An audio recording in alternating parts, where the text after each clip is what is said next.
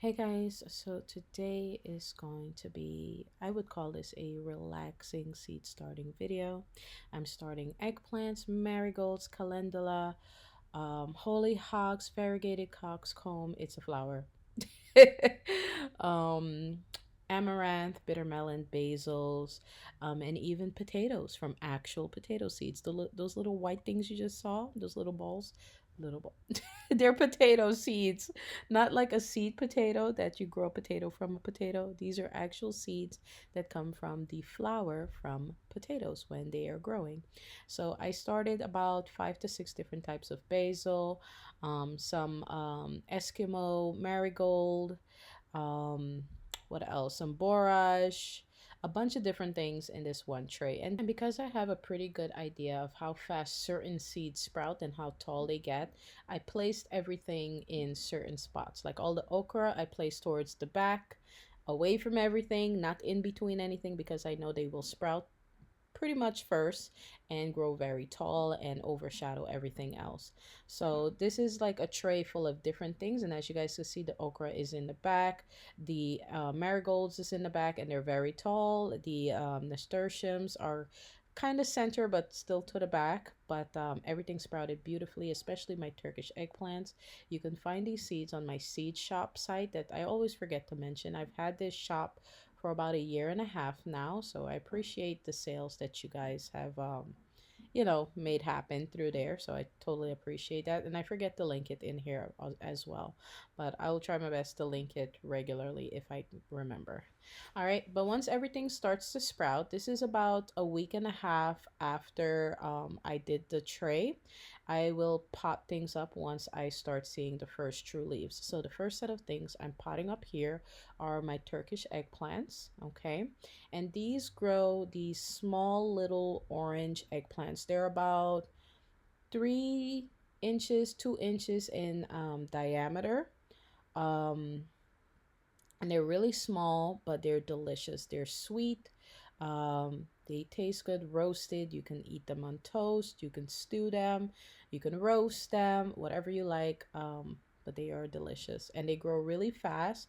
They grow really nice, healthy, large plants. Okay, just so you know, plants can get up to 3 feet tall and are very large and bushy. Okay, so I potted those up first, then I potted up some new variety of collards I'm trying. These are called the old timey blue. Those are in the center. Then I potted up my Eskimo marigolds. I've been trying to grow these marigolds for about, I want to say 4 years now, and every time I start them, they die. Every time. This is the first year I've gotten them to really like get to this point and not friggin' disappear. I don't know if it's because of the variety or what, but they always kind of just dry up and shrivel up. It must be the variety. I don't know. I can grow almost any marigold, but this one just always dries up and shrivels up. So the nasturtiums and the zinnias I ended up potting up in a different container. You will see what I use, and this is definitely something you can get from the dollar store if you want to be a little bit organized and you want to have something that you can easily pick up and move around. You definitely want to get some of these. Okay, don't laugh. Don't laugh, you guys. All right, so these are like carriers. They're like cup carriers or holders. They were in the arts and crafts section and the back to school section, and I thought they were so cool. And of course, me, garden brain, I'm like, oh, I could put plants in there. All it needs is some drainage holes, and I made some drainage holes with my drill. And there it is. It's a little planter that I can carry around. And if I have little plants that little cups, I could put them in here once the plants come out. It works perfectly. Okay, so definitely something you may want to get from the dollar store. And it works as a planter. So I did do 3 zinnias per cup section, and then one nasturtium per cup. Some of them have 2 nasturtiums because nasturtiums tend to get really big. Okay, but I split up the zinnias and put 3 in each section, and then added my favorite gnat preventer sand. It's not a special sand called gnat preventer. It's just normal sand, all-purpose sand that I got from Lowe's or Home Depot. They both sell the same brand. Um, But when you get it, make sure it is the white colored one. You can use play sand if you like, but I prefer the white one. The play sand is a little too fine for me. I like it to have a little bit of crumb in there, just a little bit of crumb, just not too fine, because the play sand could be a little dusty, and I didn't like that. So now that I'm having space open up from removing the nasturtiums, the zinnias, and other things, I have space opening up. These are calendula seedlings that I started in a different tray. Around the same time I started this tray, and they needed to be potted up. So I'm growing them as plugs. Plugs, basically, they're back in the cell by themselves, and that's where they will stay until they go into the garden. I just make sure that I feed them regularly through watering, adding that nutrient water whenever I water them. Okay, so this is how I save space. Okay, I can't put everything in a cup, I can't put everything in a container, because that takes up a lot of space. Everything just cannot have its own container. But what I can do is give everybody their own cell and supply enough nutrient water to feed them all and grow some healthy starter plants, flowers for my garden. When you go to the nursery, you notice how, some of the starts come in these little 3 packs, and the cells are really tiny. Same thing I'm doing. Okay, so the okra I ended up putting in one of those cup caddy holder things.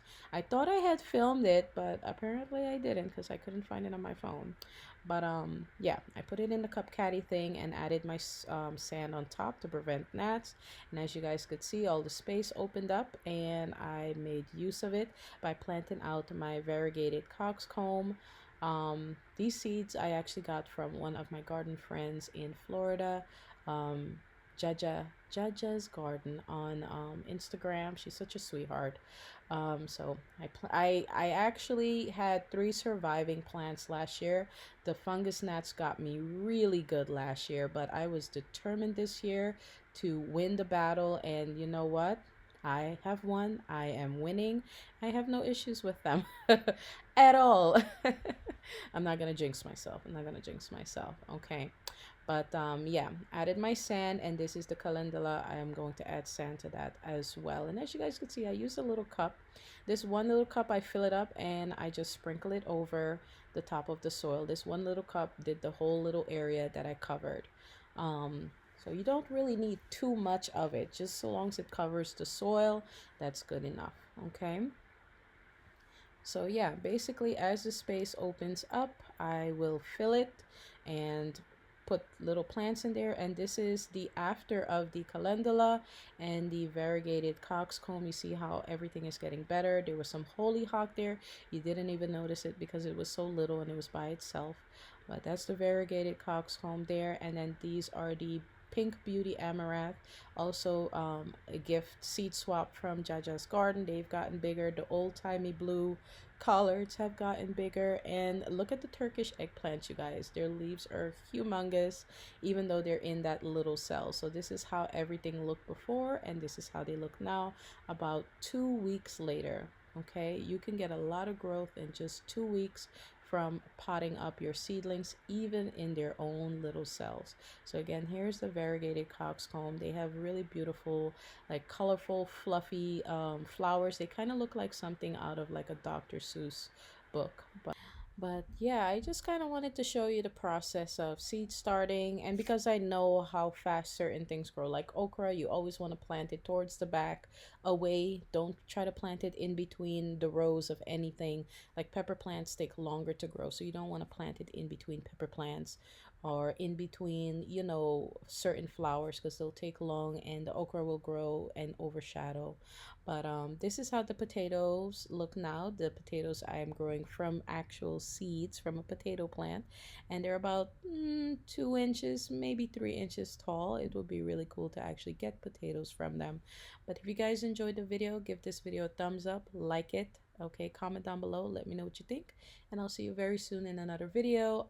Anything questions you have may have been answered in the last few videos I've posted, including what I feed my plants. So if you guys want to check that out, go right ahead. And yeah, I'll see you very soon in another video. Bye guys.